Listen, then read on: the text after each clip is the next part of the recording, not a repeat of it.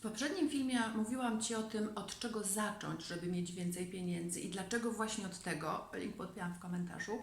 A dziś powiem Ci, jak to zrobić.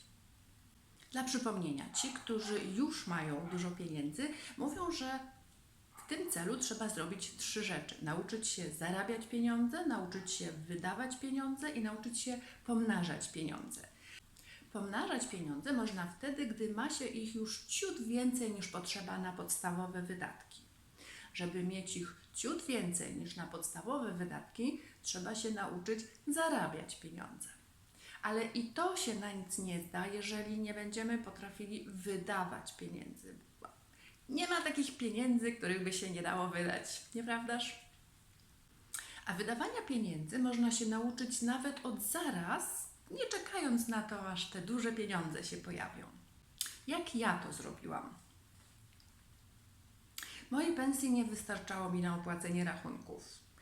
Moje rachunki obowiązkowe, takie bez ciuchów, bez butów, bez fryzjera, bez sushi, były wyższe niż moje zarobki.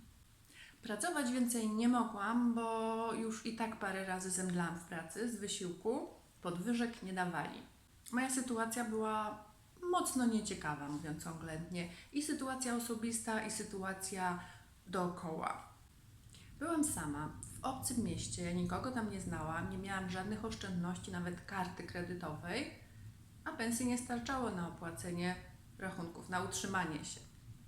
Którejś bezsennej nocy wstałam, usiadłam przy biurku, otworzyłam Excela i zaczęłam spisywać, na co wydaję. Lubię Excela i myślałam, że po prostu trochę mnie odpręży.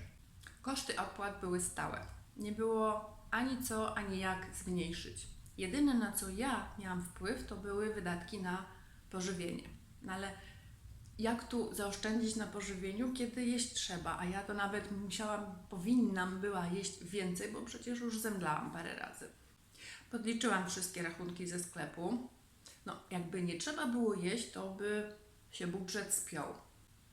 Jednak jak spisywałam te kwoty, to rzuciło mi się w oczy na tych rachunkach, że czasami kupuję tak zwane gotowce, czyli na przykład gotowy obiad do podgrzania w pracy. I wtedy mnie tak tknęło, że gdyby samemu gotować, to pewnie bym tutaj coś zaoszczędziło. Inna trudność była duża wtedy bardzo dla mnie, że ja wypłatę dostawałam tygodniowo. Nigdy wcześniej w życiu takich doświadczeń nie miałam i nie umiałam się taką kwotą rządzić. Ani kwotą, ani wydatkami.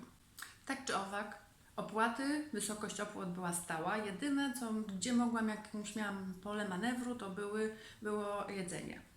Podliczyłam, ile wydawałam na to tygodniowo i od następnego tygodnia kupowałam już tylko produkty, żadnych gotowców, produkty, z których sama sobie przygotowywałam posiłki. Po 4 tygodniach miałam już jakiś obraz tego, jak wyglądają moje koszty, o ile to zredukowało moje wydatki. Ciągle jeszcze mi się budżet nie spinał, ale już jakiś ruch było widać. Podliczyłam, ile mi brakowało i podzieliłam tą kwotę na 4 tygodnie i już wiedziałam, o ile tygodniowo muszę zredukować swoje wydatki. To wymagało robienia zakupów gruntownie przemyślanych wyłącznie na 7 dni, żeby zmieścić się w budżecie tygodniowym. Nic na 8 dni, nic na 10 dni. Równo 7. To była duża trudność i w przypadku niektórych produktów w zasadzie było to niewykonalne, no bo nie można na przykład herbaty kupić na sztuki. Spędzałam teraz w sklepie dużo więcej czasu. Każdy produkt, który wkładałam do koszyka, jego cenę wpisywałam do kalkulatorka w telefonie. Jeśli przekroczyłam limit, to musiałam coś z koszyka wyjąć. A jeśli nie mogłam wyjąć, to wracałam się z powrotem na półkę i szukałam czegoś, tego samego produktu tańszego, albo mniejsza objętość, albo inny producent w mniejszej cenie. To było okropne, upokarzające. Źle się z tym czułam, ale na tamten moment nie miałam innego wyjścia. Minął miesiąc takiej surowej, bolesnej dyscypliny. Na początku kolejnego miesiąca, do dziś pamiętam, że to był marzec 2021, okazało się, że wszystkie opłaty za poprzedni miesiąc pokryłam z mojego wynagrodzenia. I jeszcze coś. Na moim koncie została mi 100, a budżet mi się nie domykał na 300. To było na początku miesiąca. Po miesiącu takiej surowej, bolesnej dyscypliny 400 byłam do przodu, bo te brakujące, te 300 na minusie się udało tą dziurę zasypać i jeszcze została 100, także to było fantastyczne uczucie, fantastyczna taka ulga, głęboki oddech i taka świadomość, że można te finanse wziąć pod buta i że to nie one muszą rządzić. Taki mały sukcesik, chociaż okupiony dużym, jak dla mnie, wysiłkiem, tak mnie zmotywował, że ten reżim trzymałem jeszcze przez kilka miesięcy. Tak, dałam radę, ale tym razem nie jako pokonana przez koszty, tylko zwycięzca nad wydatkami. Daj mi proszę znać w komentarzu, czy masz jakieś takie podobne doświadczenia, czy udało Ci się zapanować nad wydatkami, nad budżetem, albo może czy w podobnej sytuacji już kiedyś byłaś.